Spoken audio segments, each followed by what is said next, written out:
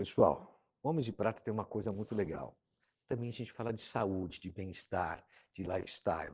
E muitos perguntam: eu estou gordinho? Eu estou gordinha? Eu tenho que fazer o quê? O que que eu posso comer? O que eu não posso? Tomo injeção? Não tomo injeção? Então, hoje, o Homens de Prata está trazendo para você um especialista, doutor Alexandre Ferreira, esse endocrinologista, que vai falar todas as inverdades para a gente, não é? Verdade? Sim? Começamos bem, doutor? Verdades e mitos. Aos 52 anos, esse atleta vai falar um pouco o que a gente precisa saber, sem medo de ser feliz e simplesmente com honestidade o que a gente precisa e deve saber e os cuidados que nós temos que ter. Seja muito bem-vindo, doutor Alexandre. Uma Obrigado, honra um recebê-lo. prazer, viu, Não estar aqui parece com médico, né? vocês. Mas, pô, Mas sou. me fala um pouquinho, doutor. Primeiro, muito bem-vindo, Obrigado, né? mais uma vez. Eu acho que os endócrinos têm uma responsabilidade muito grande, pelo menos pelos 50 a mais, que a gente que não se cuidou, né? Uma geração que não se cuidou muito, comeu errado, né? Não tomou vitamina e hoje está pagando a conta. Então, eu queria saber que momento, para começar, a gente deve procurar o endócrino. Como você mesmo falou, nós somos uma geração que não recebeu todas as informações adequadas para que a gente conseguisse chegar numa idade de 50 mais, ainda mantendo uma excelente qualidade de vida e saúde. A gente tem que lembrar que nós somos uma geração que está rompendo barreiras de sobrevida, né? Se a gente voltar na geração dos nossos pais, a expectativa de vida deles era abaixo de 50 anos, vivia-se menos, Hoje, né? 76 a média, né? Isso. E nós teremos muito em breve gerações que já vão vir com características de viver 3 dígitos, né? E aí Já nasceu, né? Diz que já nasceram aí. já temos, né, se a gente parar para pensar, nós temos hoje essas blue eyes, essas zonas de saxagenários em que as pessoas com uma proporção maior conseguem viver por mais de 100 anos com qualidade de vida. Então nós já temos aí, pessoas vivendo, mais de 110 anos, né. Toda hora começa a aparecer, inclusive por causa da comunicação, né? A gente tem mais acesso, essas blue zones também, Isso. né? E aí nós sabemos também que as pessoas, por exemplo, da nossa geração, quando a gente tem ali em torno de 20, 25, 30 anos, o que a gente faz para gerar saúde no futuro ainda são coisas com pouco impacto. Nós somos de uma geração em que, durante esse período de vida, nós somos focados a prosperar, a trabalhar, a Não desenvolver cuida da a questão. família, só quer saber de prosperar, ser o gerador de recursos, Só né? que depois a gente ultrapassa esse período de 60, 70 anos de vida, só que pagando um certo preço por não ter gerido essa saúde lá atrás. E muito provavelmente um dos grandes erros dessa nossa geração é não ter lidado com processos inflamatórios nos nossos organismos, né. Traduz isso agora. O que que é o processo inflamatório, pensando nos 50 a mais? Isso é um resgate que a gente vai ter agora, né? Nosso organismo ele foi feito para também gerir inflamação. Viver é oxidar. A gente tem processos de oxidação permanente no nosso organismo.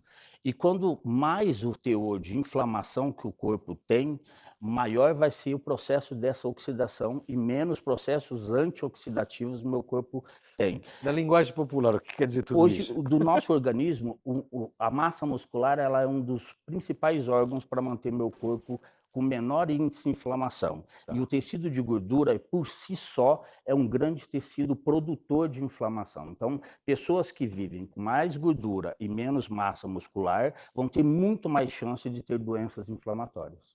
Legal. Então, a gente está, em resumo, se eu entendi, quer dizer, a gente tem mais gordura, tem processos mais inflamatórios, pelo descuido que a gente vem tendo e pela perda de massa muscular, ok? Muito bem.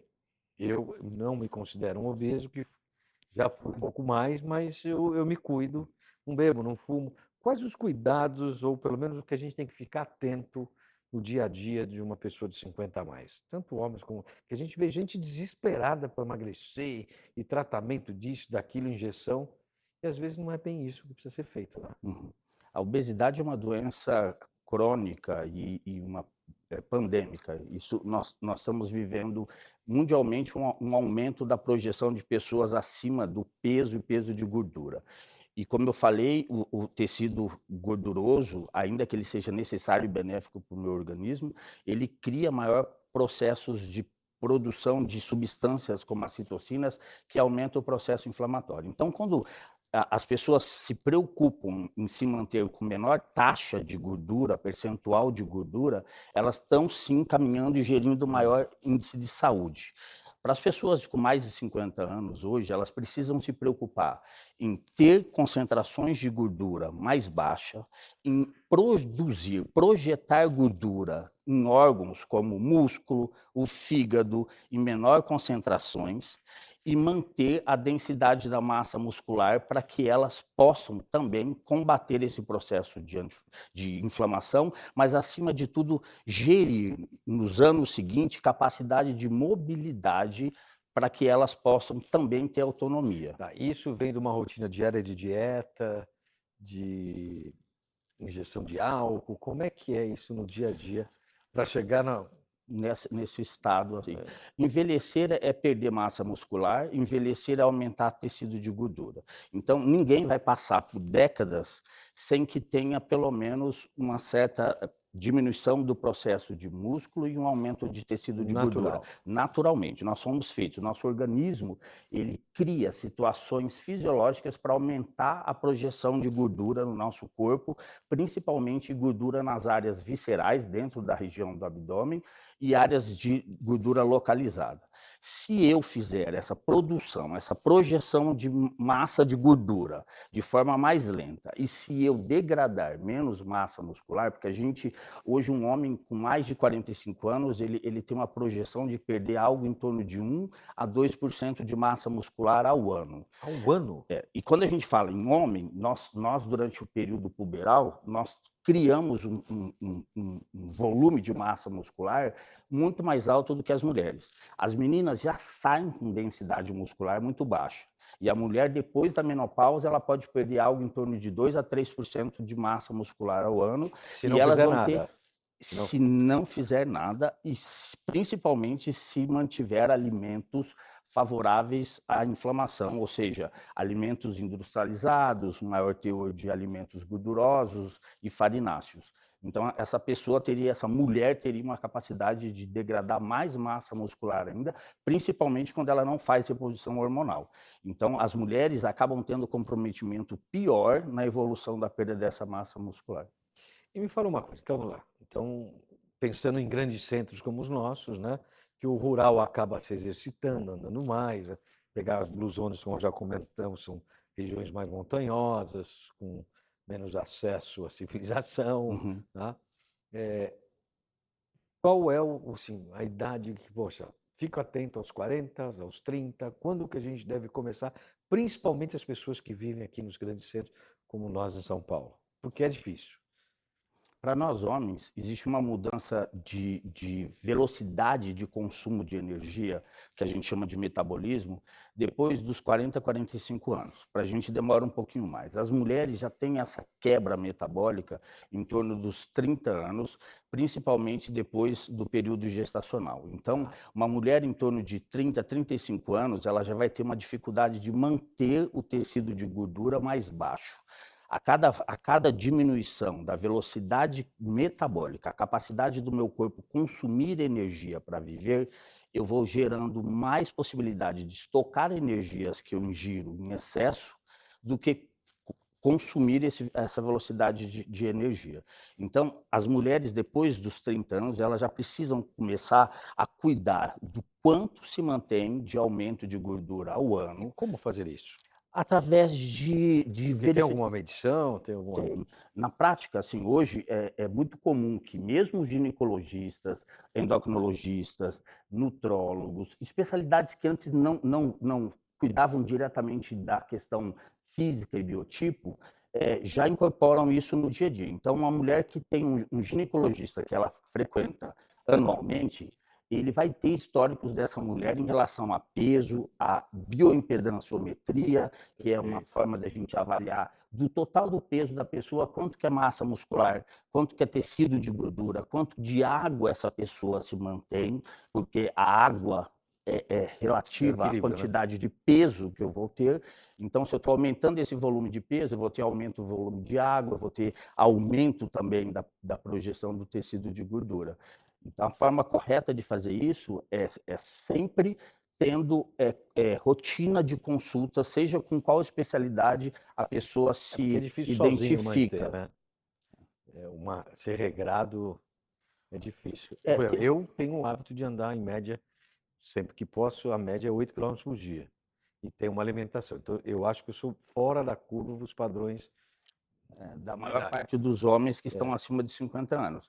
E aí entra uma coisa que também é uma mudança da nossa forma de ver qual é a projeção de saúde das pessoas em relação à massa muscular. Acreditávamos que uma pessoa que exercia atividade física e que essa atividade física era muito baseada em exercícios aeróbios, hoje a mudança é incorporar exercícios de resistência na vida dessas pessoas que começam a envelhecer. Então, esse homem de 35, 40 anos, essa mulher de 25, 30 anos, as pessoas precisam projetar permanência da massa muscular. E a única forma da gente fazer isso é se alimentando bem, principalmente com dietas ricas em proteína, e nós somos uma população que ingere muito menos proteína do que a gente deveria. As nossas dietas não são dietas hiperproteicas, né? As pessoas negligenciam o uso da proteína no dia a dia, mas, acima de tudo, negligenciam a necessidade da atividade física resistida, barra musculação, exercícios que colocam o nosso músculo sob tensão. Um simples elástico, né? Elástico, tensão, força, né? Modalidades como pilates, boxe, né? Tudo isso condicionaria o músculo a ter o processo de resistência e regenerar fibras musculares com maior... Pode começar mesmo mais velho, com 70 anos, quer começar? Deve. Essa pessoa, claro que aos 70 anos, ele vai iniciar o processo de preservação da massa muscular, ele começa tardio demais, mas ainda assim existem estudos que mostram relevância em pacientes idosos que nunca fizeram atividade física regular e ao iniciar melhora os parâmetros de perda de massa, de perda de densidade mineral do osso e melhora da preservação inflamatória. Porém, isso deveria ter sido começado lá mas atrás. não é tarde. Não é tarde e sempre também benéfico.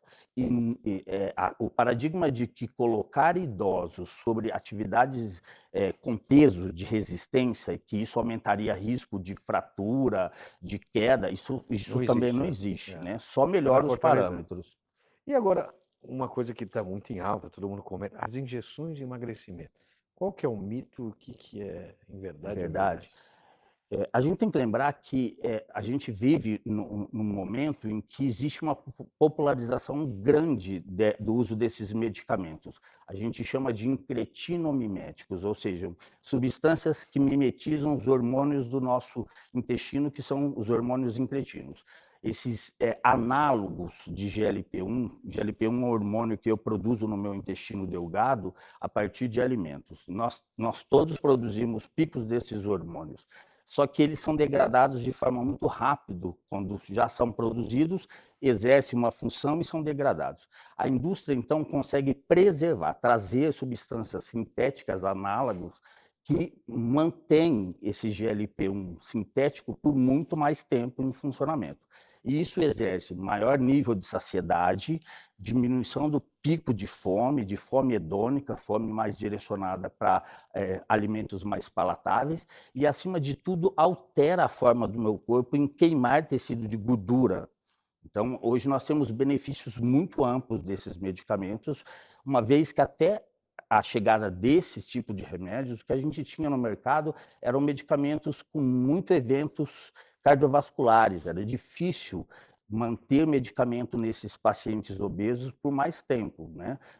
Nos derivados anfetaminérgicos, nos recaptadores de serotonina. Então, esses medicamentos vêm quebrando toda uma barreira Mas não estão de usando forma. Aí a indiscriminadamente? diferença é a popularização momentânea e o uso talvez um pouco indiscriminado do quanto se usa desses medicamentos hoje. Porém, eles causam malefício para a maior parte dos pacientes? É isso que eu queria Não, saber. de forma Não? direta, não. Nós temos que lembrar hoje que a gente vive a fase do emagrecimento e que emagrecer é perder músculo. Então, ali abre uma dificuldade. A gente já consegue fazer os pacientes obesos terem muito mais condição de emagrecer. Então, nós temos aí hoje medicamentos que têm proposta já de trazer emagrecimento de 15% do peso total, de 22,6% do peso total, acima de 20% do peso total. Nos próximos 1 ano e meio, 2 anos, a gente vai ter medicamentos que já estão em fase de ser liberados, atingindo mais de 28% de emagrecimento. Porém, essa dinâmica do emagrecimento, cada vez que eu induzo o peso a diminuir, uma fração desse peso é água, e essa fração é proporcional ao que eu peso. Então, quando eu diminuo o volume total de água do meu corpo. E a maior parte da água do nosso organismo está dentro da massa muscular, dentro do intracelular. Então, eu vou diminuir a densidade da massa muscular. Quanto mais rápido for o emagrecimento, mais massa muscular se perde. Quanto mais o paciente utiliza medicamentos como esse e não faz suporte de proteína, de atividade física resistida, mais massa muscular ele tem na perda total do A que ele se massa muscular perde. acaba sendo. E ele acaba perdendo em torno de 25% a Porque 50%. eu vejo muita gente que está tomando medicamentos para diabetes. Para diabetes, é que esses medicamentos, na maior parte das vezes, ou em todas, a totalidade deles, eles chegam primeiro no mercado sendo liberados para o controle do diabetes tipo 2, que É o está que eu tenho. relacionado diretamente ao peso.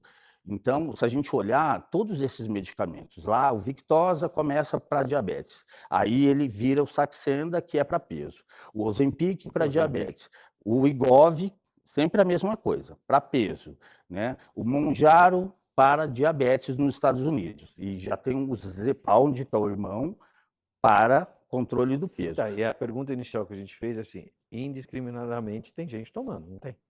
Tem muitos pacientes que iniciam o medicamento sem orientação médica, É isso. então eles acabam utilizando muito menos do que o medicamento poderia trazer. Tá. E aí acabam tendo perdas momentâneas, interrupção do medicamento, escalonamento de doses erradas, velocidade maior, mas o risco mesmo do medicamento está mais direcionado ao risco de pancreatite, que pode acontecer em alguns pacientes diabéticos, principalmente, mas isso acaba sendo pouco. É pouco. É bem, o número ainda é muito baixo. Que legal. E qual o conselho que o senhor daria para as pessoas que querem emagrecer com segurança, que tenham acompanhamento? Quando, como e até quando? Que façam isso, acima de tudo, buscando profissionais que possam gerir maior nível de informação e emagrecimento saudável e sustentado. Então, quando esse paciente resolve modificar a composição corporal, diminuir peso de gordura, manter ou melhorar a densidade de massa muscular, ele deve procurar sempre um nutricionista que possa orientar a alimentação. A gente não tem mais como hábito usar orientações restritivas, diminuir densidade muito grande de calorias, fazer privações alimentares dos pacientes. Então, quando ele recebe orientações de um bom profissional da nutrição, que possa orientar essa pessoa... Isso, né? Fundamental, porque a alimentação, para o emagrecimento, ela está quase 80% do processo todo. 80%. A atividade física, ela tem um lugar dentro do emagrecimento, principalmente na forma de manter o emagrecimento que a pessoa conseguiu a longo prazo, mas nós consumimos muito pouca energia durante a atividade física. Ninguém só com atividade física, sem dieta, sem alimentação regular, vai ter emagrecimento, principalmente emagrecimento sustentado. O que a gente vai em um treino, consegue treinar, fazer um bom treino de resistência de musculação. Se a gente colocar ali um medidor, um Garmin, um Polar, e verificar quanto o paciente queima de energia em um desses treinamentos, quando ele sai dali, qualquer coisa que ele comer a Resolve tudo. mais, ou Volta comer, tudo. ele já vai ter recuperado. Então, a atividade física é extremamente importante para a saúde, para a manutenção, mas é a forma de se alimentar que destina quem emagrece e quem não consegue emagrecer. Dica de alimentação, se possível. Alimentos saudáveis, alimentos naturais, alimentos de verdade. Tipo, Então, arroz, feijão, proteína, carne. Eu tenho restrição à carne vermelha, que vá para a carne branca, mas que mantenha proteína na dieta, que utilize proteína em todas as refeições, algo em torno de 20, 25 gramas de proteína por refeição, dividido em pelo menos 4 refeições ao dia, que utilize alimentos que não sejam pacotinhos, biscoitinhos, alimentos industrializados, que isso aumenta processados. muito o nível Mas de de vez em quando energia. pode, né?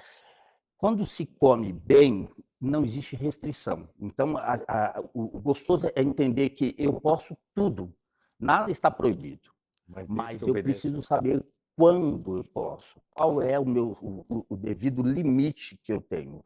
Então, proibir não é o caminho melhor, mas orientar, sim.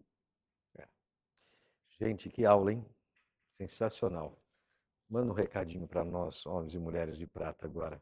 Olha, Pode puxar a orelha, sem, pode puxar a orelha. né, sem dúvida nenhuma, a orientação maior, o que uma pessoa com mais de 50 anos, como nós, pode fazer para si, da melhor forma de conduzir o envelhecimento, é manter fazendo atividade física, principalmente atividade física de musculação de resistência, que isso seja regular, acompanhado, né, que tenha frequência e que se alimente bem. Diminuir o volume do que se alimenta não é saudável. A gente tem que melhorar a qualidade do que se come. Mas nós somos seres vivos, a gente precisa de energia para poder viver bem. Um corpo carente não gera nível de saúde, mas comer alimentos de verdade e alimentos bons. Ter uma vida onde o estresse seja menor. E como fazer isso dentro de uma cidade como São Paulo? Exercendo vínculos com coisas que possam fazer a gente feliz, com família, com amigos. O estresse né? mata também, né? O estresse é um grande oxidante do nosso corpo. Então, pessoas que conseguem uma vida corrida como a nossa, se manter feliz, são pessoas que com toda certeza vão ter mais longevidade e mais saúde. Dar risada é bom, né? É excelente. É isso aí. Doutor, muito obrigado. Mas antes, queria lhe dar uma lembrança da Água Prata. É super saudável, tá? Ele é nosso patrocinador, pelo amor de Deus. Ó, super saudável as águas tônicas. Muito obrigado. A pretinha, inclusive, é 0, tá? Deguste bastante. E água é sempre muito saudável. Isso aqui são as tônicas, é muito gostoso. Muito obrigado. Isso aí, muito obrigado a você, obrigado Água Prata, a Colabora que nos cede gentilmente esse espaço. E não se esqueça de compartilhar, se inscrever no canal e assistir e sugerir temas como esse, que é muito legal trazer gente que vem esclarecer assuntos tão pertinentes da nossa vida. Foi um prazer. Muito obrigado, viu, doutor? Seja sempre muito bem-vindo. Obrigado. Homens de Prata, uma geração de valor. Bye, bye.